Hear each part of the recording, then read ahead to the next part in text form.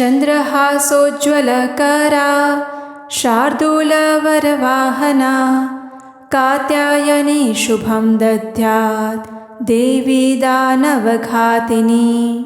अर्थात जिनके हाथों में तेजस्वी तलवार शोभायमान है, जिनका वाहन श्रेष्ठ सिंह है, ऐसे असुरों का संहार करने वाली देवी कात्यायनी हमें शुभ फल प्रदान करें। शारदीय नवरात्रि के छठे दिन पर माँ कात्यायनी की पूजा आराधना की जाती है। उनसे विशेष शक्ति, उनकी भक्ति और सुखाकारी की याचना की जाती है। माँ कात्यायनी का स्वरूप अत्यंत तेजस्वी और दिव्य है। तो आइए नवरात्रि के इस पावन पर्व पर आज हम माँ कात्यायनी की कथा का श्रवण करते हैं। आइए आज की नवरात्रि व्रत कथा आरंभ करते हैं। हमारे पौराणिक वैदिक ग्रंथों के अनुसार प्राचीन काल में कत नामक एक महान ऋषि हो गए। उनके पुत्र का नाम था कात्य और उसी वंश में प्रसिद्ध महर्षि कात्यायन का जन्म हुआ। महर्षि कात्यायन की हार्दिक इच्छा थी कि स्वयं माँ भगवती उनके घर पर पुत्री रूप में जन्म लेकर आए और इसी पवित्र भावना से प्रेरित होकर उन्होंने दिन रात अनेक वर्षों तक कठोर तपस्या की। उस समय वे वर्षा ऋतु में भीगते हुए बारिश में खड़े रहकर तपस्या करते, सर्दी के समय में ठंडे पानी के अंदर रहकर तपस्या करते और गर्मी में अपने आसपास अग्नि प्रज्वलित करते हुए उन्होंने घोर तपस्या आरंभ कर दी। इस तपस्या से ब्रह्मा जी प्रसन्न हुए और उन्होंने वरदान मांगा कि आदि शक्ति स्वयं उनकी पुत्री बनकर आए। अब उसी समय महिषासुर नामक एक प्रबल दैत्य का आतंक दिन ब दिन बढ़ता जा रहा था। उसने पृथ्वी के साथ साथ स्वर्ग लोक पर भी अपना आधिपत्य स्थापित कर लिया था। उसने सभी देवताओं को स्वर्ग से निष्कासित कर दिया था और वहां पर उसने स्वयं का राज्य स्थापित कर लिया था। इन सभी घटनाओं से सभी देवतागण अत्यंत त्रस्त हो चुके थे। इतना ही नहीं, शुंभ निशुंभ जैसे दैत्यों ने भी इंद्र का सिंहासन छीन लिया था, सभी नवग्रहों को बंदी बना लिया था और सभी देवतागण त्राही त्राही करते हुए त्रिदेवों की शरण में चले गए। उस समय ब्रह्मा जी उन सब को लेकर भगवान शिव के पास गए। भगवान शिव से निवेदन किया कि इस समस्या का कोई समाधान किया जाए। तब भगवान शिव ने सुझाव दिया कि हम सबको मिलकर भगवान विष्णु के पास जाना चाहिए। तब भगवान शिव की अध्यक्षता में ब्रह्मा जी, भगवान शिव और सभी देवतागण भगवान विष्णु के पास क्षीर सागर में गए। वहां जाकर उन्होंने भगवान विष्णु से उत्पन्न हुई परिस्थिति के विषय में विस्तार से कह सुनाया। सभी देवताओं की इस प्रार्थना को सुनकर उसी क्षण भगवान विष्णु ने सुझाव दिया कि हमें एक महाशक्ति को उत्पन्न करना चाहिए। और फिर क्या था, ब्रह्मा जी, भगवान विष्णु और भगवान शिव के तेज पुंज से एक अलौकिक शक्ति प्रकट हुई, जो कि महर्षि कात्यायन के आश्रम में अश्विन मास के कृष्ण पक्ष की चतुर्दशी तिथि के दिन प्रकट होती है और वही देवी कात्यायनी कहलाई। महर्षि ने 3 दिन तक उनकी तपस्या की, पूजा की, अर्चना की और विजयादशमी के दिन देवी कात्यायनी ने महिषासुर का संहार किया और इसीलिए माता को महिषासुर मर्दिनी के नाम से भी जाना जाता है। श्रीमद् देवी भागवत में वर्णन आता है कि माँ कात्यायनी की उपासना करने से मनुष्य को अर्थ, धर्म, काम और मोक्ष ये चारों पुरुषार्थों की सफलतापूर्वक प्राप्ति हो जाती है। ऋग्वेद में कहा गया है, या देवी सर्वभूतेषु शक्ति रूपेण संस्थिता नमस्तस्यै नमस्तस्यै नमस्तस्यै नमो नमः। माँ कात्यायनी निर्भयता, शक्ति और साहस की देवी मानी गई हैं। जो भी भक्त उनकी शरण में आते हैं उसके सभी भय को वो दूर कर देती हैं। माता कात्यायनी की विशेष कृपा दृष्टि से व्यक्ति के मन में छिपे हुए सभी दुर्गुण भी नष्ट हो जाते हैं। जिस प्रकार महिषासुर का वध करके माता ने दैवीय शक्तियों की रक्षा की, उसी प्रकार आज के समय में हमारे अंदर छिपे हुए षड रिपु, अहंकार, क्रोध, लालच और ईर्ष्या रूपी असुरों का भी नाश हो जाता है। माँ कात्यायनी हमें प्रेरणा देती है कि हम अपने आंतरिक षड रिपुओं के साथ युद्ध करें और उन पर विजय प्राप्त करें। वर्तमान समय में माँ कात्यायनी की शिक्षा अत्यंत प्रासंगिक है। समाज में फैले हुए भ्रष्टाचार, अन्याय और अधर्म के विरुद्ध खड़े होना ये सच्ची कात्यायनी देवी की भक्ति है। जिस प्रकार माता ने निर्भय होकर महिषासुर का सामना किया, उसी प्रकार से हमें भी अपने आंतरिक शत्रुओं के सामने खड़ा होना चाहिए। अपनी आध्यात्मिक प्रगति को लेकर गंभीर होना चाहिए और उस प्रगति के मार्ग में अवरोध डालने वाले जितने भी रिपु हैं, यानी कि जितने भी हमारे अनर्थ हैं, उनके साथ दृढ़तापूर्वक युद्ध करना चाहिए। माता को निर्भय और निडर भक्त पसंद है, क्योंकि वो स्वयं भी इसी सद्गुण को प्रदर्शित करती हैं। माता की तलवार मात्र शत्रुओं के लिए नहीं, अपितु हमारे अंदर की बुराइयों के लिए भी है। अज्ञानता, अंधविश्वास और कुरीतियों को काटना, ये भी माता कात्यायनी के लिए की गई साधना भक्ति है। शिक्षा प्राप्त करना, ज्ञान बढ़ाना और सामाजिक कुरीतियों का विरोध करना, ये भी माता की भक्ति है।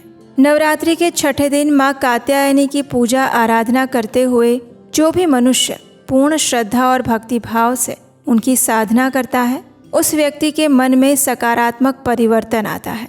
जो लोग सदैव भयभीत रहते हैं, उनके अंदर साहस आता है। जो अन्याय सहते रहते हैं, उनमें विरोध करने की शक्ति जागृत होती है। माता के स्वरूप का ध्यान करने से मन में दृढ़ता और निर्णय लेने की क्षमता आती है। और सबसे महत्वपूर्ण बात है कि माता का साहस केवल शारीरिक युद्ध के लिए नहीं, अपितु मानसिक और आध्यात्मिक संघर्ष के लिए भी है।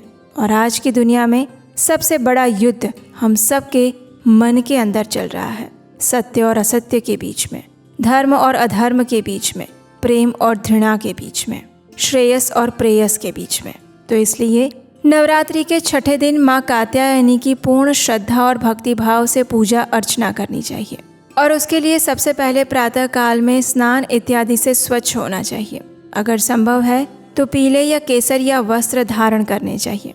उसके बाद पूजा के स्थल को स्वच्छ किया जाता है। गंगा जल से या फिर गौमूत्र छिड़क कर आप उस स्थान को शुद्ध बना सकते हैं। उसके बाद अगर आपके पास माँ कात्यायनी देवी का चित्र है या उसकी प्रतिमा है, तो उसकी स्थापना करनी चाहिए। इस दिन विशेष रूप से पीले रंग के फूल, हल्दी, शहद और मूंग दाल का हलवा देवी कात्यायनी को अर्पित करना चाहिए। इस प्रकार उनकी षोडश उपचार से पूजा करने के बाद देवी कात्यायनी के लिए इस मंत्र का जप करना चाहिए। ओम देवी कात्यायन्यै नमः। देवी कात्यायनी को चंद्रहास तलवार प्रिय है और इसलिए मन में उनके इस वीर स्वरूप का ध्यान करते हुए उनकी पूजा अर्चना करनी चाहिए। माता की पूजा में विशेष बात का ये ध्यान रखें कि इसमें शुद्धता का पालन अवश्य होना चाहिए। सिर्फ बाहरी शुद्धता नहीं, अपितु मन की पवित्रता और आंतरिक शुद्धता भी उतनी ही आवश्यक है। इसलिए प्रयास करें अपनी शारीरिक और मानसिक शुद्धता बनाए रखें और इस दिन माँ कात्यायनी के दिव्य कार्यकलापों के ऊपर में ध्यान केंद्रित करें। उनका निरंतर स्मरण, चिंतन और नाम जप करें। तो आइए नवरात्रि के इन पावन दिनों में माँ कात्यायनी के चरणों में प्रणाम करते हुए हम उनसे प्रार्थना करते हैं कि वे हमारे मन से हर प्रकार के नकारात्मक विचारों को दूर कर दें, हमें सत्य के मार्ग पर चलने की शक्ति प्रदान करें और उनकी कृपा से हम समाज में फैली हुई बुराइयों के विरुद्ध आवाज़ उठा सकें, अपने धर्म की स्थापना में योगदान दे सकें और हमारे सनातन वैदिक धर्म का प्रचार करने के लिए आगे आए। तो ये थी आज की नवरात्रि की छठे दिन की माँ कात्यायनी की पौराणिक कथा। आइए अब देवी माँ की स्तुति करते हुए इस सुंदर भजन का श्रवण करते हैं।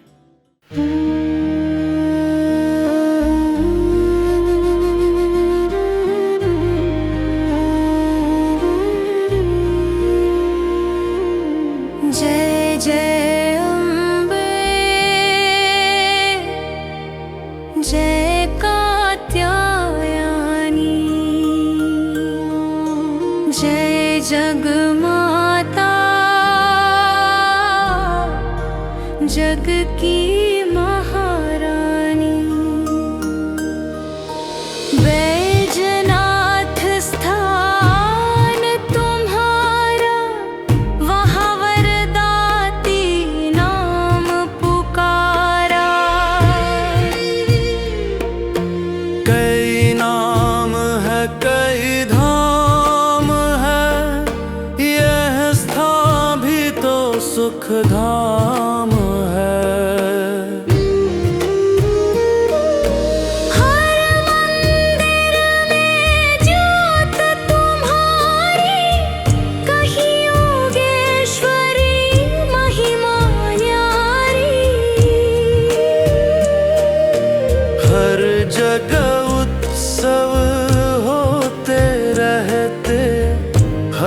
मंदिर में भगत है कहते।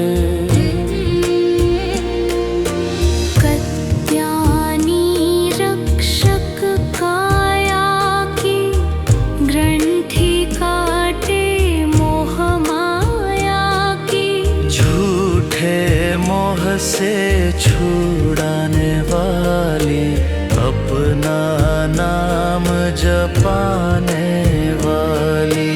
बृहस्पतिवार को पूजा करिए, ध्यान कात्यायनी का धरिए।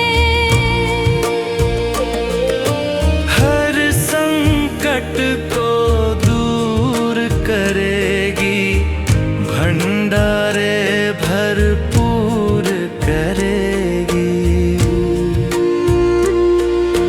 जो भी माँ को भक्त पुकारे, कात्यायनी सब कष्ट निवारे। जय जय अम्बे, जय कात्यायनी, जगमाता, जय जगती महारानी।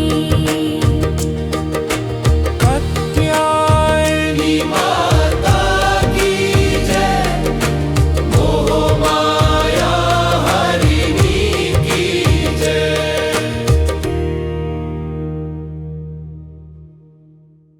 संगीत हमारी सनातन सभ्यता का अहम हिस्सा है और आप सब ने इन कथाओं के माध्यम से सुनाए जा रहे भजन को अत्यंत प्रेम दिया है। और अगर आप ऐसे ही और अधिक भावपूर्ण, हृदय की गहराइयों को छूने वाले दिव्य भजन, संगीत और भगवान के सुंदर स्तोत्र, अष्टकम, आरती, इन सब को सुनना चाहते हैं तो आप हमारे नए चैनल डिवाइन ट्यून्स पर जाकर इन सभी भजन, स्तोत्र इत्यादि को सुन सकते हैं। और अगर चैनल अच्छा लगे तो उसे सब्सक्राइब भी ज़रूर कर लीजिएगा। इसका लिंक नीचे डिस्क्रिप्शन बॉक्स में है और स्क्रीन पर भी मिल जाएगा।